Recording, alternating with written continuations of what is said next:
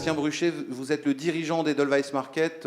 En quelques mots, c'est quoi Edelweiss Market? C'est un magasin de fleurs? Ce n'est pas un magasin de fleurs, Edelweiss Market. C'est une enseigne de magasins de proximité, ce qu'on appelle des magasins de village, de quartier.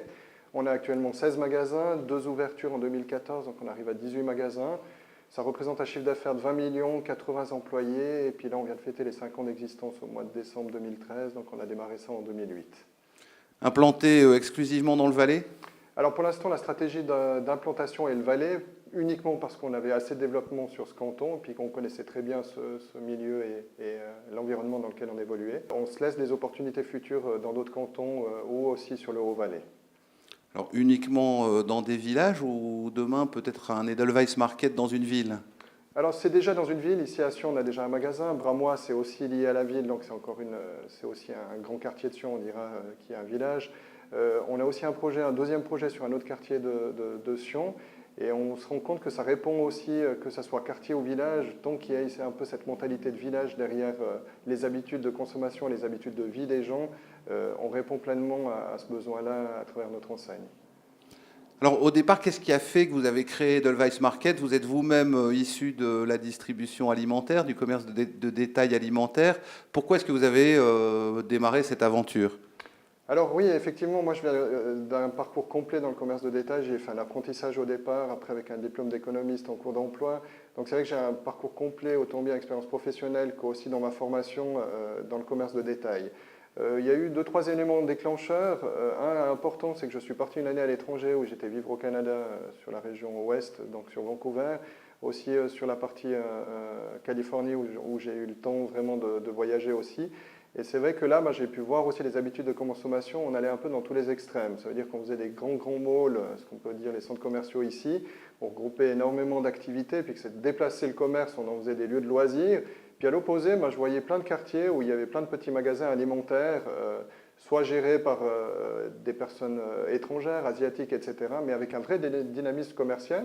Et plein de gens du quartier, des Américains, des Canadiens, qui achetaient leurs fruits et légumes extrêmement frais dans des tout petites shops. Et à l'opposé, vous avez des grands centres avec des offres abondantes. Donc c'est vrai que c'était un peu déclencheur, ce que j'ai pu constater là-bas.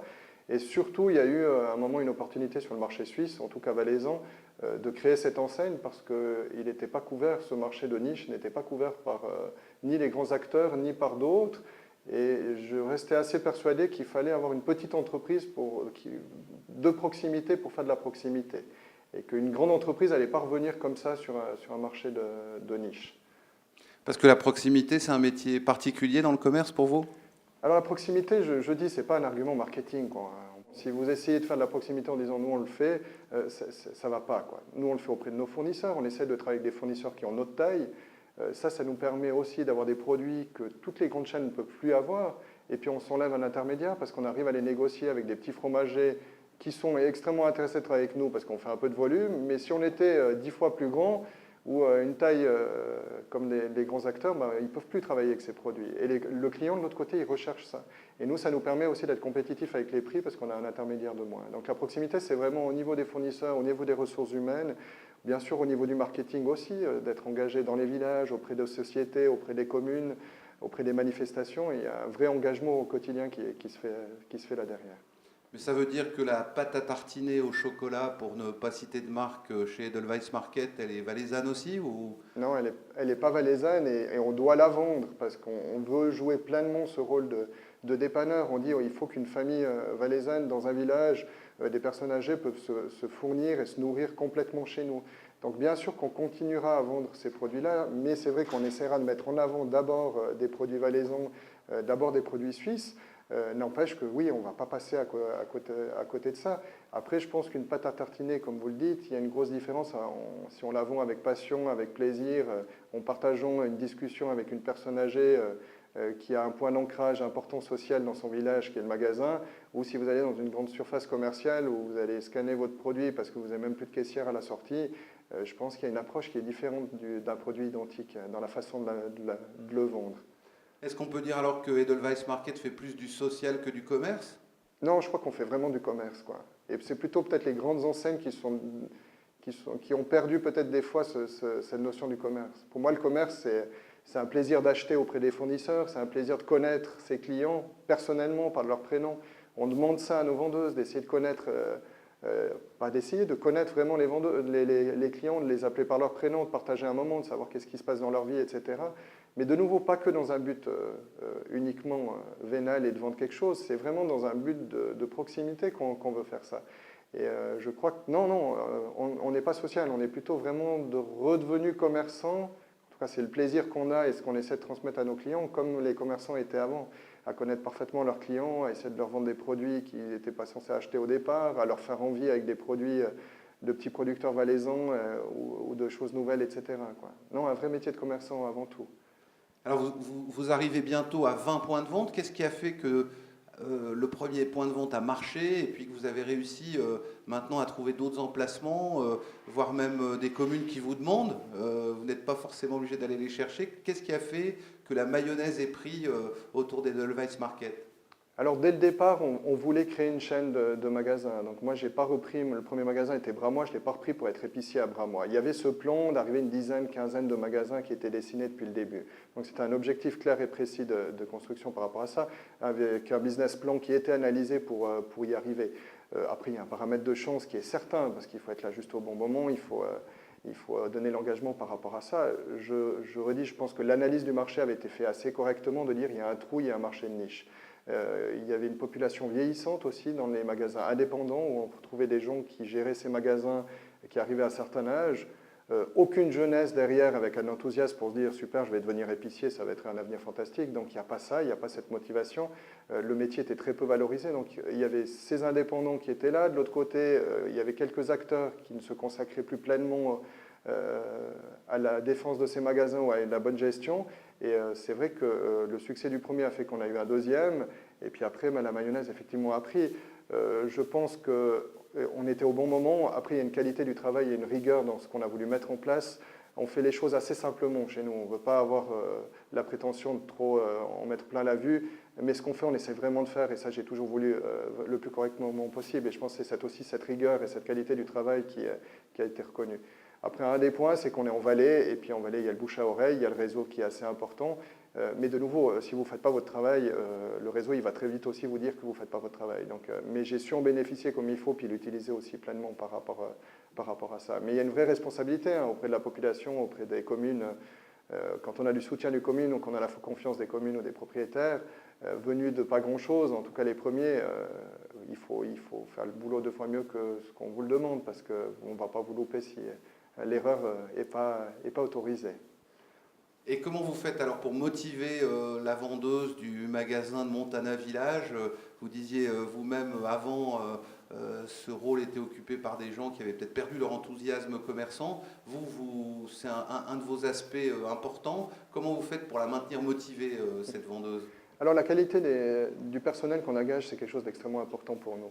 Et une des chances aussi qu'on a, c'est qu'aujourd'hui, sur le marché, si vous êtes vendeuse sur ce métier-là, vous avez des grandes chaînes, et puis vous avez des chaînes aussi étrangères, etc. Et ce n'est pas forcément non plus l'extase d'aller travailler sans critiquer, mais on se constate, et c'était aussi à mon étonnement, on a des gens très compétents, avec des parcours complets depuis des années dans les chaînes leaders, qui viennent postuler chez nous, quoi. Et moi, ça a été ça une surprise.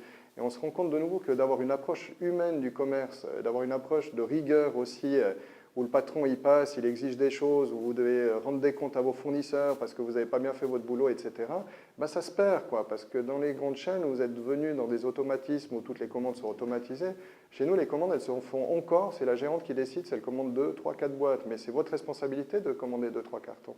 Donc, quelque part, ça donne aussi de la motivation, de la responsabilité aux gérantes. Après, de nouveau, c'est de passer, c'est de les suivre, c'est de les écouter, c'est d'être présent et de sentir qu'il y a vraiment, qu'on pousse derrière, qu'on est présent pour ça.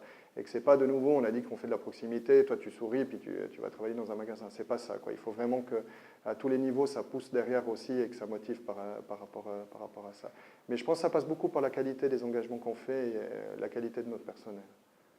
Si vous deviez nous donner une idée de l'offre en nombre de références, du positionnement prix et du marketing que vous avez, le marketing de Edelweiss Market, il est relativement classique pour un commerçant alimentaire? Alors, le nombre de produits, c'est environ 2000 références qu'on a dans nos magasins. La politique de prix, on assume plus ou moins, on dit on a une différence de 5% par rapport aux acteurs leaders qui sont Coop, Migros aujourd'hui sur le marché. Certains produits, la différence est plus importante, et puis certains d'autres, comme les fruits et légumes, par exemple, on est extrêmement compétitif parce qu'on va aller faire des achats qui sont avec un intermédiaire de moins. Dans les produits faits, fromage aussi, on est extrêmement compétitif par rapport à ça. Donc de nouveau, ça dépend un petit peu, mais la moyenne, on parle de 5%. On a toujours essayé d'assumer cette politique de prix, malgré qu'on est sur un marché qui est plutôt tiré actuellement par l'arrivée d'hard discounters, où on fait une pression sur les prix. Depuis 5 ans, je n'ai jamais vu autant de baisses, où on annonce des pages entières dans les journaux, on baisse les prix. Nous, on assume 5% plus cher. La clientèle, on essaye de faire de la pédagogie, d'expliquer pourquoi. C'est une défense d'emploi, devenir consommateur chez nous, on dit, c'est devenir un peu d'acteur, de défendre un commerce, défendre une vision du commerce qui est différente, de nouveau, avec des emplois locaux, avec une dynamique sociale, économique proche des consommateurs. Arrêter de déplacer, ça répond aussi à un besoin écologique, hein. Arrêter de déplacer les gens, plus que écologique. Une personne âgée à 70 ans, vous êtes moins à l'aise peut-être de prendre votre voiture, d'aller dans un grand centre commercial. Donc de nouveau, ce 5%, on essaie de faire comprendre aux clients qu'ils représentent beaucoup plus que ça en venant chez nous. Donc politique de prix qui est assumée par rapport à ça. Le marketing, alors c'est vraiment un marketing de proximité. Ça veut dire que c'est aussi une de nos forces, c'est qu'on n'est pas une grande chaîne où vous avez 50 produits, 100 produits en action, puis quand vous êtes gérant dans votre magasin, vous n'arrivez pas à les digérer, ça veut dire que vous en avez trop, et puis ça tourne, puis vous avez des actions et des soldes d'actions, puis vous en faites quoi. Nous, on a une politique de prix, c'est 10 produits en action, c'est 2 fruits et légumes par semaine, c'est 2 produits frais, vraiment adaptés à ce qu'on fait. Sans imposer des minimums, etc. à nos magasins, de dire, voilà, attribution d'office, ça ne se fait pas chez nous, quoi. Alors c'est clair qu'il faut motiver nos fournisseurs, et puis c'est pas toujours facile, parce que le fournisseur, lui, s'il pouvait mettre 3 displays par magasin, il serait tout content. Mais ce qu'on essaie de dire avec les fournisseurs, c'est de nouveau, c'est bien joli de faire des one-shots très intéressants de beaucoup vendre, mais c'est sur le long terme qu'on doit en créer notre dynamisme. Et de nouveau, c'est du marketing vraiment ciblé de la proximité. Après, derrière ça, il y a un marketing aussi du village, de la société où on est, où on demande vraiment d'aller chercher. On a aussi beaucoup en vallée de l'auto, par exemple, de manifestations. Et on se doit, quand on est dans les villages, de fournir absolument, d'aller s'inquiéter, qu'est-ce qui se passe, de soutenir, de participer aux manifestations, etc. Donc vraiment un marketing, entre guillemets, de proximité adapté à notre marché. Alors, dans les remarques consommateurs, quand vous arrivez dans un nouveau village ou au tout début d'Edelweiss Market, est-ce qu'il y a une remarque qui correspond à quelque chose qui vous a marqué et qui correspond pour vous à votre plus grand plaisir dans cette aventure Edelweiss Market, la voix d'un consommateur qui vous a marqué? Alors, je suis plutôt assez exigeant, donc j'écoute plutôt les remarques négatives pour essayer de les corriger. Après, ce qui fait plaisir, oui, c'est une enseigne valaisanne, c'est un développement valaisan, où il y a une jeunesse derrière, où on pensait de nouveau que c'était un métier vieillissant, etc. Donc cette dynamique, on sent que le client, il l'aperçoit et puis ça lui plaît bien. Et c'est vrai que ça, c'est des choses assez agréables à entendre. Après, moi, c'est surtout dans mon personnel. Et quand je sens qu'on reprend des magasins où d'un coup les personnes disent ben voilà, on a de nouveau du plaisir à travailler au quotidien, pour moi, je sais qu'on fait juste, quoi. Et ça, c'est une des remarques les plus positives. Après, dans les remarques négatives qu'on entend, c'est souvent par rapport au prix. Ah oui, mais c'est trop cher. On compare par rapport alors des fois, on compare par rapport aux gros acteurs, puis d'un coup, on compare par rapport aux hard discounters. Mais là, on leur dit, mais voilà, on sait, on vend de l'alimentation, on sait qu'il y a une qualité aussi, on pourra toujours vendre moins cher, mais notre saucisse, c'est mon boucher dans notre chaîne de magasins qui la fabrique pour tous nos magasins, etc. Vous pouvez venir voir un jour. Voilà, il y a une vraie démarche qualitative produit, etc. par rapport à ça. Et on écoute aussi ces remarques négatives. C'est vrai qu'après, on essaye par nos promotions d'être très actifs aussi, de montrer qu'on peut être compétitif sur certains prix. De nouveau, tout en assumant globalement notre politique commerciale. Alors, ça serait quoi votre rêve le plus fou pour Edelweiss Market?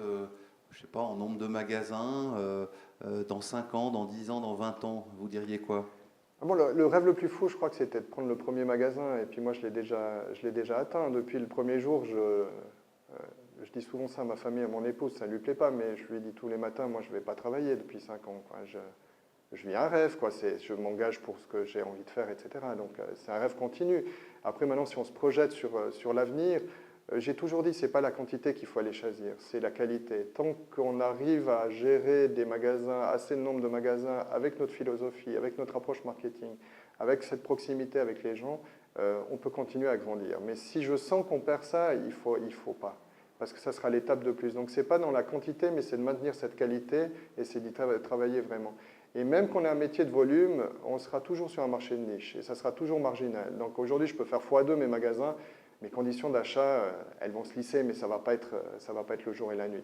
Par contre, la qualité de ce qu'on fait, si d'un coup j'ai tout perdu mes valeurs, si on ne ressent plus, si mon personnel, j'engage des gens qui ne correspondent plus à nos valeurs, qu'on n'arrive pas à transmettre ces valeurs et transmettre jusqu'aux clients, ça ne sert plus à rien, ça n'a pas de logique. Donc le vrai plaisir ou le vrai engagement ou le rêve, c'est de maintenir cette image qu'on a aujourd'hui et cette qualité de service qu'on fait dans nos magasins.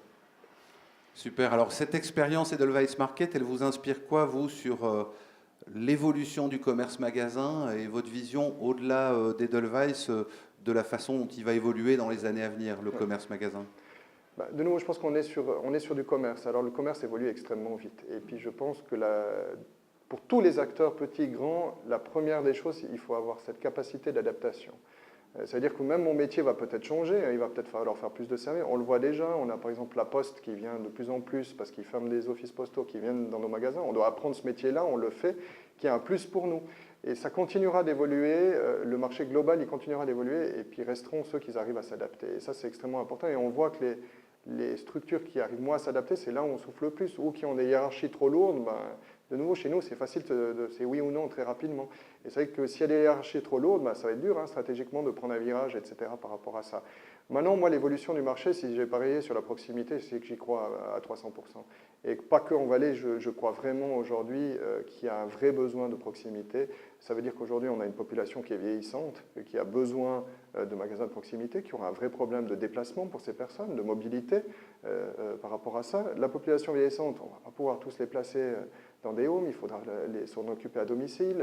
À domicile, ça veut dire qu'il faudra avoir des commerces pour les fournir, etc. par rapport à ça. Et puis, il y a un vrai problème de société. Aujourd'hui, on a de plus en plus besoin de liens dans notre société qu'on avait perdu durant des années. On veut recréer cette dynamique. Il y a la fête des voisins, quoi.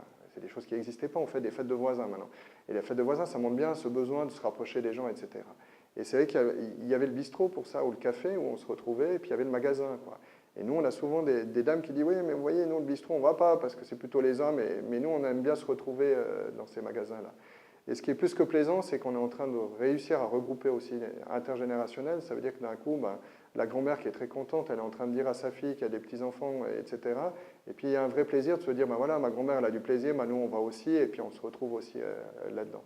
Donc je suis persuadé que cette notion de proximité, elle est réelle, et ça va être un vrai besoin dans le futur par rapport à ça. Alors, je ne veux pas crier trop fort, parce que ça m'embêterait que les grandes chaînes reviennent sur ce marché.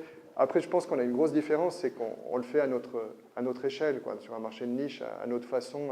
Et en étant petit, on a une capacité de faire différemment les choses, quoi. Et ça, c'est une vraie richesse qu'on a dans l'entreprise.